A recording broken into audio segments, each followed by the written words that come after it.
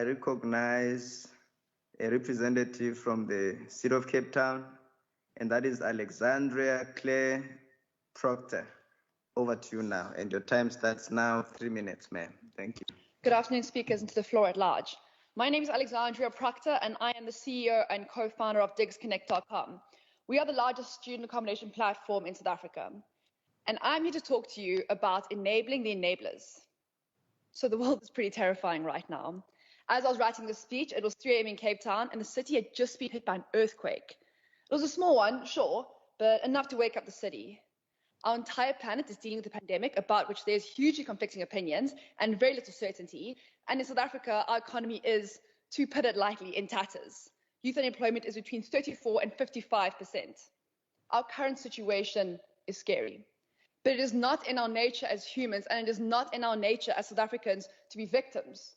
We're a nation of builders, creators, protesters, troublemakers, and hustlers. Given the chance and the opportunity, we will build this rainbow nation. We are the enablers that will rebuild this economy. We don't need handouts. We just need the opportunity. So what does this mean from government? First, it means you have to stop pulling the rug out from under our feet. Our country simply cannot go into another lockdown. We cannot. The members of this assembly must resist any attempt by the executive to shut this country down again.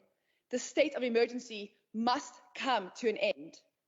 The world is terrifying now, and all we have as the youth of South Africa is our hope and faith in the future, in bettering ourselves and the state of our nation by pursuing an education, a first job, building a company, or following a dream.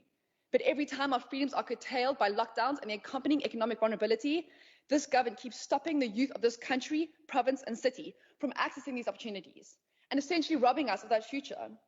Let us thrive, and we will.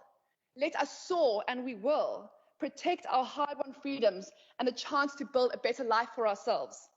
Secondly, the Western Cape Provincial Parliament is unique amongst parliaments in South Africa in that you're sitting here in the Silicon Cape.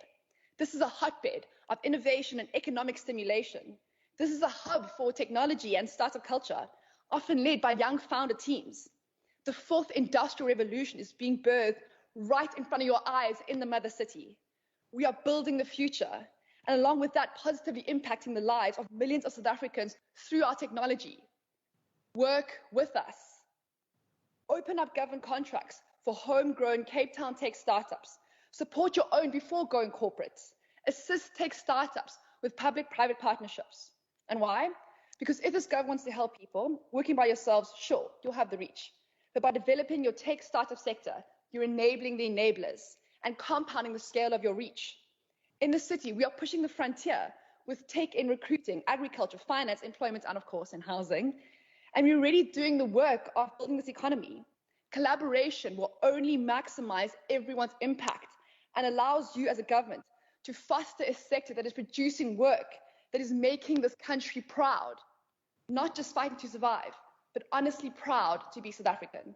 And being proudly South African is something we all need right now. Thank you. Thank you very much, Ms. Procter. It seems you read the